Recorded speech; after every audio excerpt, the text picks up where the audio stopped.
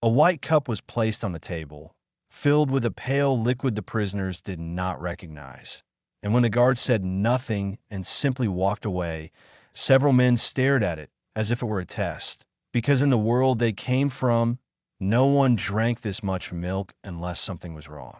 Inside the wooden barack that served as a dining hall, the morning light entered through narrow windows and spread across long tables where enamel cups and metal trays had already been arranged, and the German prisoners who filed in that day carried with them the quiet habits of men who had learned to read danger in ordinary routines, because captivity had taught them that small changes often meant consequences. Yet on this morning, the only visible difference was the large steel container near the serving area, from which American staff poured a pale liquid into each cup without ceremony.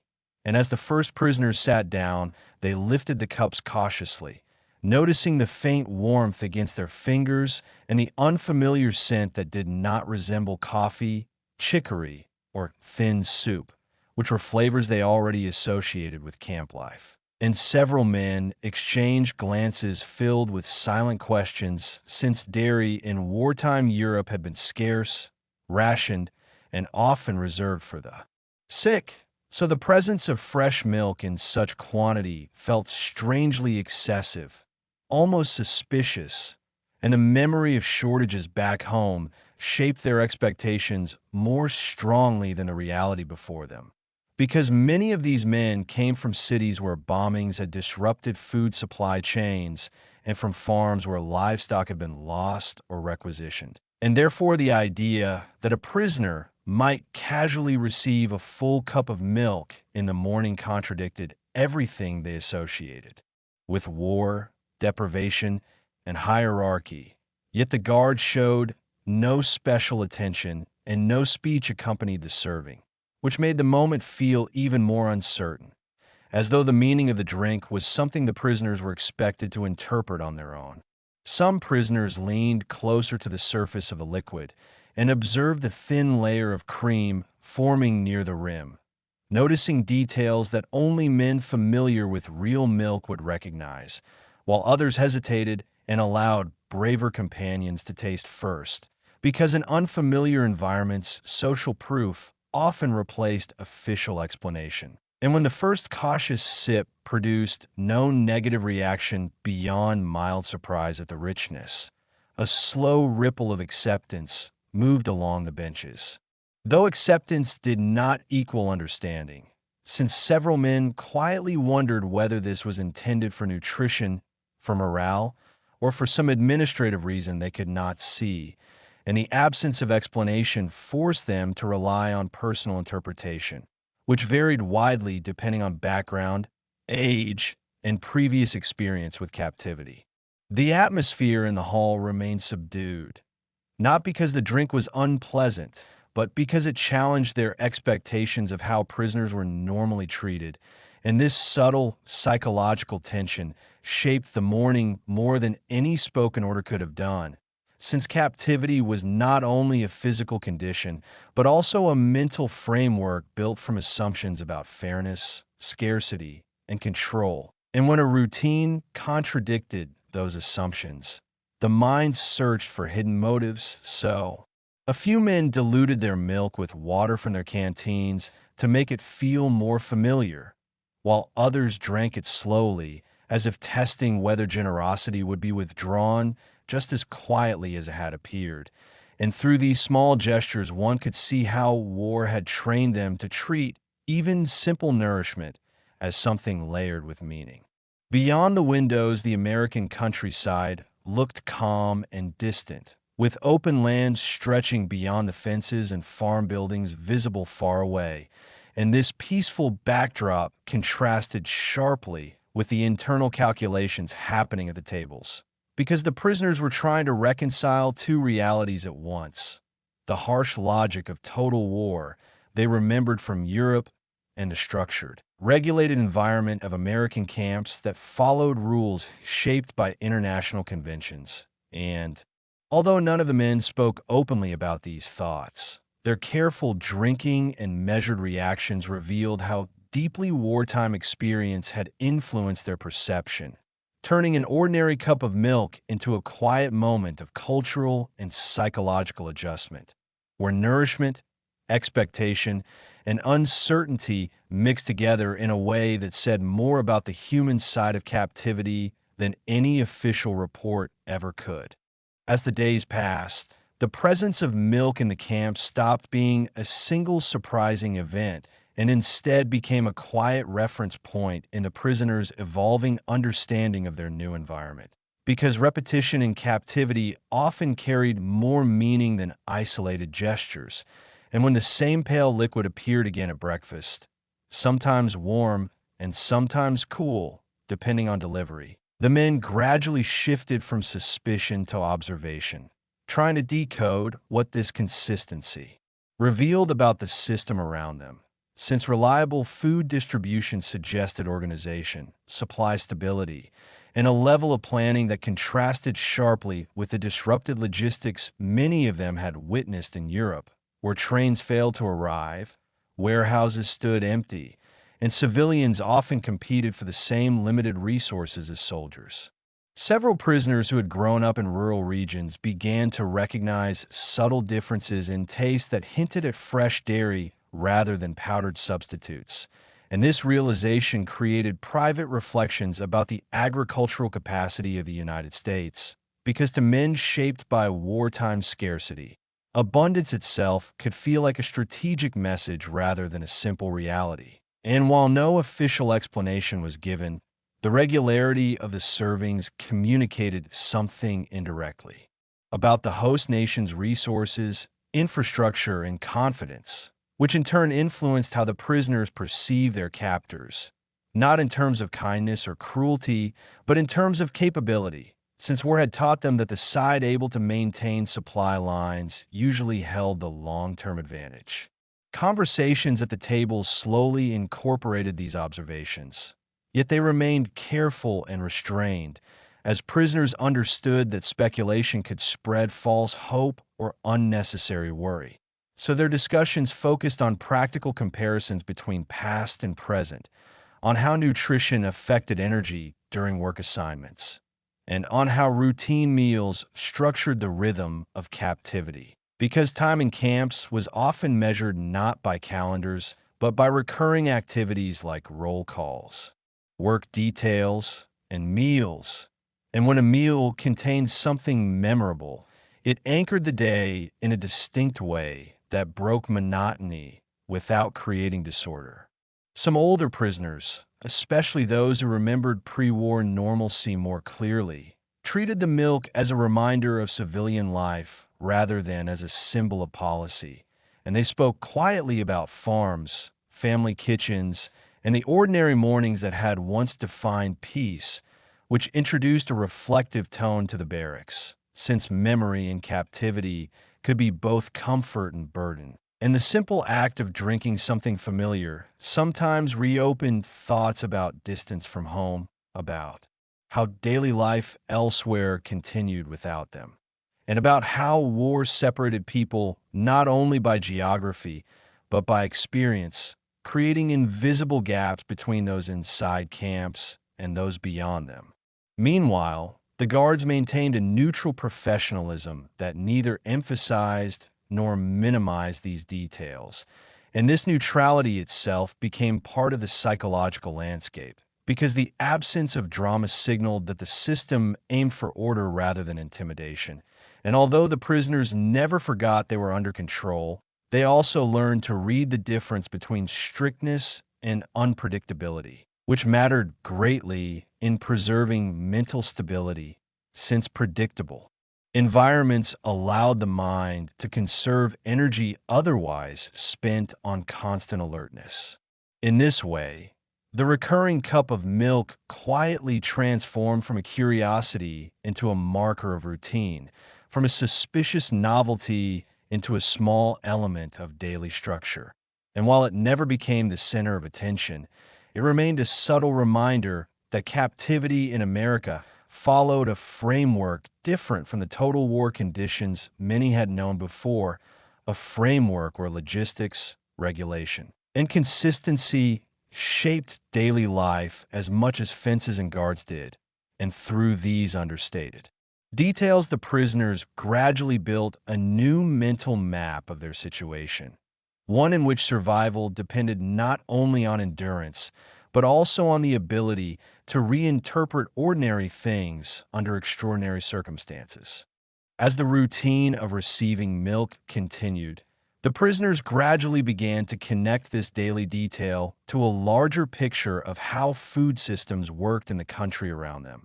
Because repeated exposure encourages comparison, and comparison leads to conclusions drawn from observation rather than rumor.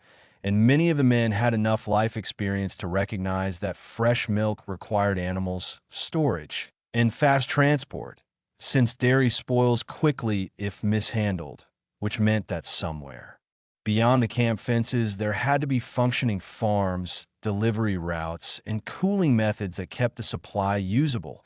And this realization quietly shifted their thoughts from the cup in their hands to the infrastructure behind it, since wartime Europe had taught them how fragile such systems could become once bombing, fuel shortages, or rail damage interrupted normal flow. A few prisoners who had worked with livestock before the war noticed signs of real dairy quality, such as slight variation in taste from day to day, which rarely happens with artificial substitutes. And this variation signaled freshness rather than industrial uniformity.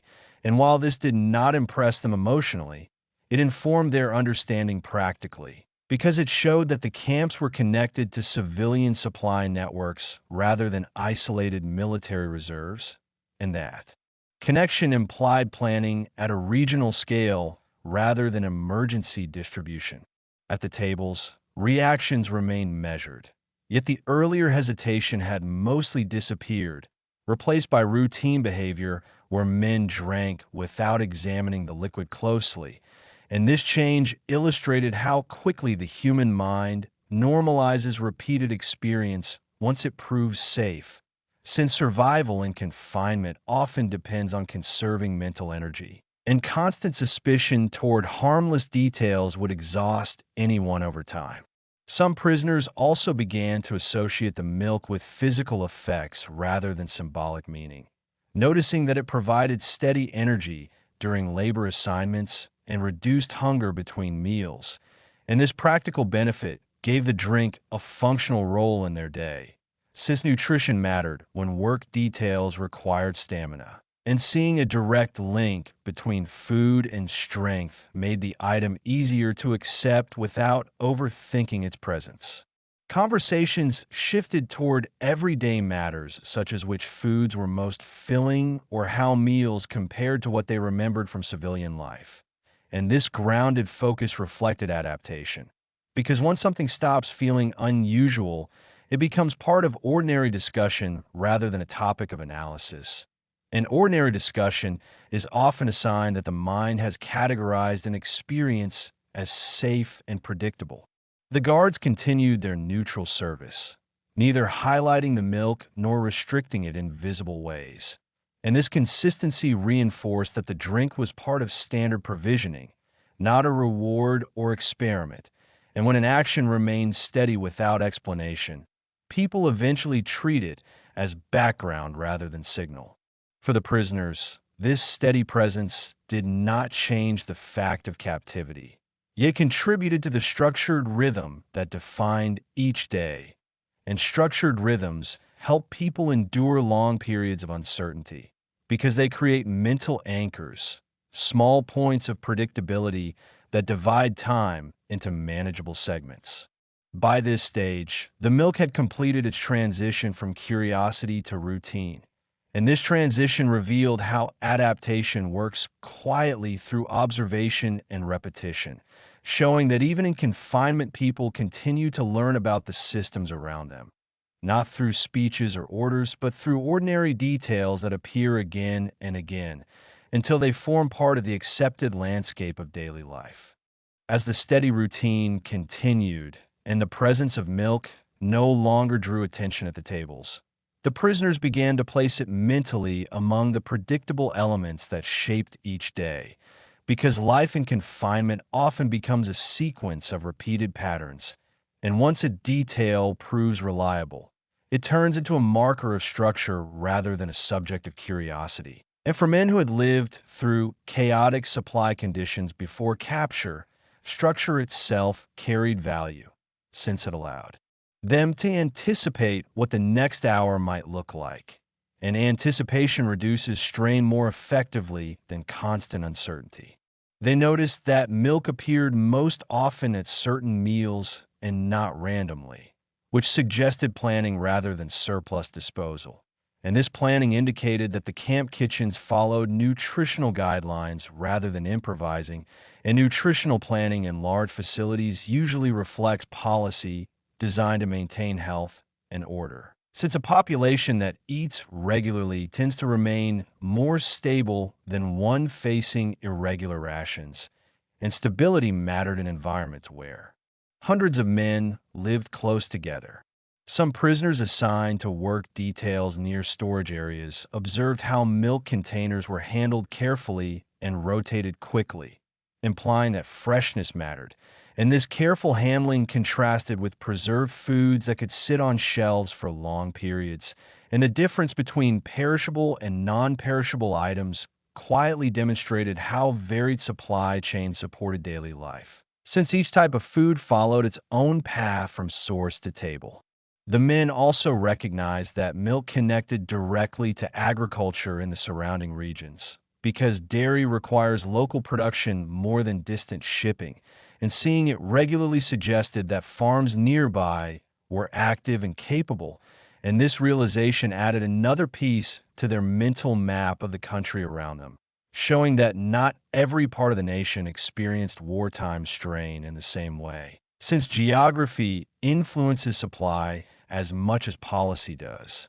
At the tables, the atmosphere remained calm, with conversations centered on ordinary matters like work assignments or letters from home, and the milk simply accompanied these moments without becoming their focus, which demonstrated how completely it had blended into routine, because people rarely discuss what feels normal unless it changes. The guards' continued neutrality reinforced this sense of normalcy, since they neither restricted nor emphasized the drink. And when providers treat something as standard, it usually reflects established procedure rather than personal choice, and established procedures create predictable environments, which many prisoners quietly preferred over unpredictable ones. For the prisoners, the milk never symbolized comfort and never erased the boundaries around them. It contributed to the regular flow of meals that divided the day into known segments. And known segments help the mind endure long stretches of confinement by creating a sense of order within limits. Some men later realized that what stood out was not the drink itself, but the contrast it represented compared to earlier wartime experiences. Because when a person has known scarcity, steady provision becomes noticeable even without emotional reaction, and this quiet contrast shaped how they remembered their early camp days.